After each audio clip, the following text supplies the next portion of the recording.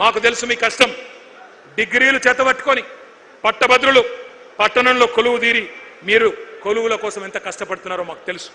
ఇరికిరికి రూములలో 5-6 10 మంది ఒక దగ్గర ఉంటూ సర్దుకపోతూ కిరాయిలు కట్టడానికి మీరు పడే కష్టాలు కూడా మాకు తెలుసు. సెంట్రల్ లైబ్రరీలో పుస్తకాలతో కుస్తీలు పడుతూ చాయ్ సమోసాలతోనే కడుపు నింపుకుంటూ మరి అవస్థలు పడే మీ గురించి మాకు అవగాహన ఉంది. తల్లిదండ్రులకు భారం కాకూడదు అని మీ బాధ. పైసలు పంపించమని అడిగితే నామోషి. పాకెట్ మనీ కోసం మీరు పడే బాధలు మాకు తెలుసు. చేసే చిరు జాబులు కూడా మాకు తెలుసు. మరి ఇట్లాంటి వాళ్ళ జీవితాలతో క్రూర పరిహాసం ఆడుతున్నది కాంగ్రెస్ పార్టీ. కేవలం కాంగ్రెస్ మాత్రమే కాదు, బీజేపీ కూడా. బడే బాయ్ 2 కోట్ల ఉద్యోగాలు ఇస్తా అన్నాడు సంవత్సరానికి.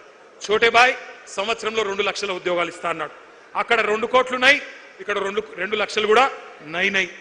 బడే మియాతో బడే మియా చోటే మియా సుబాన్ అల్లా అన్నారు. ఎంత గట్లున్నది ఇద్దరి కథ. అందుకే నేను అనేది, మోడీ గారేమో ఏవయ్యా ఉద్యోగాలంటే పకోడీలు వేసుకోండి, చెగోడీలు వేసుకోండి అని ఆయన మాట్లాడుతూ ఉన్నాడు. నేను మీ అందరినీ చివరగా ముగించే ముందు కోరేది ఒక్కటే. నేను మీలాగనే కష్టపడి చదువుకున్నా.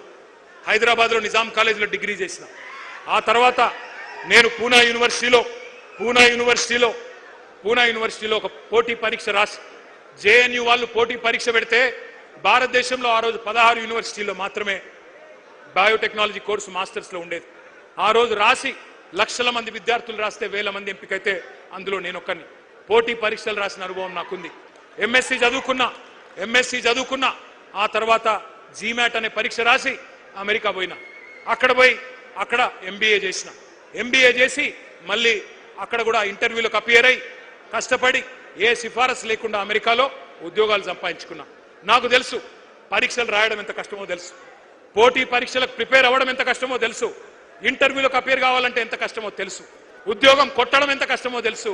నేను అడుగుతున్నా మిమ్మల్ని ఆలోచించమని. ఈ రేవంత్ రెడ్డికో బండి సంజయ్కో కనీసం పరీక్షలు రాసే తెలివి ఉన్నదా?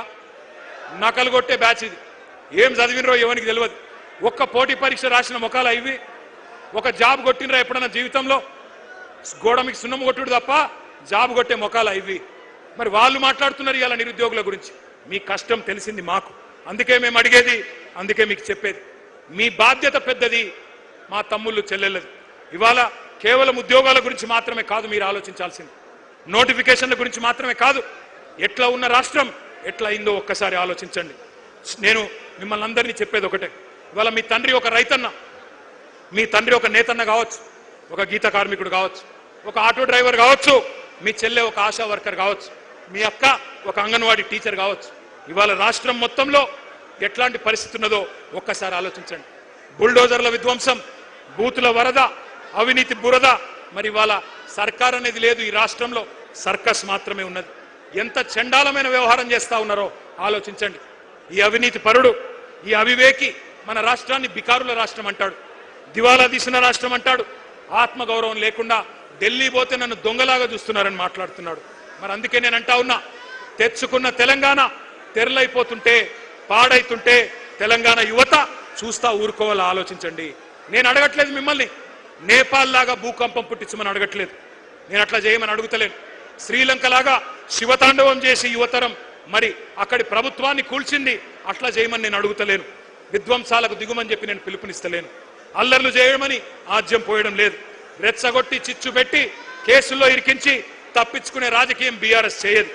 ఉద్యమ కాలంలో కూడా కేసీఆర్ గారు ఒక్కటే చెప్పిండ్రు, పిల్లలను జాగ్రత్తగా చూసుకోండి, వాళ్ళ నెత్తురు చిందొద్దు అని చెప్పినాడు మీ అందరికీ. అందుకే ఒక అన్నగా, ఒక సోదరుడిగా నేను మాటిస్తా ఉన్నా, ఖచ్చితంగా 2028లో 600 అయినా మళ్ళీ తిరిగి కేసీఆర్ గారు ముఖ్యమంత్రి అవుతారు.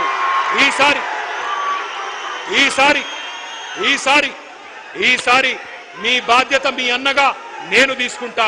గతంలో కొన్ని పొరపాట్లు జరిగినాయి, ఆగండి, గతంలో కొన్ని పొరపాట్లు జరిగినాయి, కానీ ఈసారి అట్లా కాకుండా పూర్తి స్థాయిలో బాధ్యత నేను తీసుకుంటాను.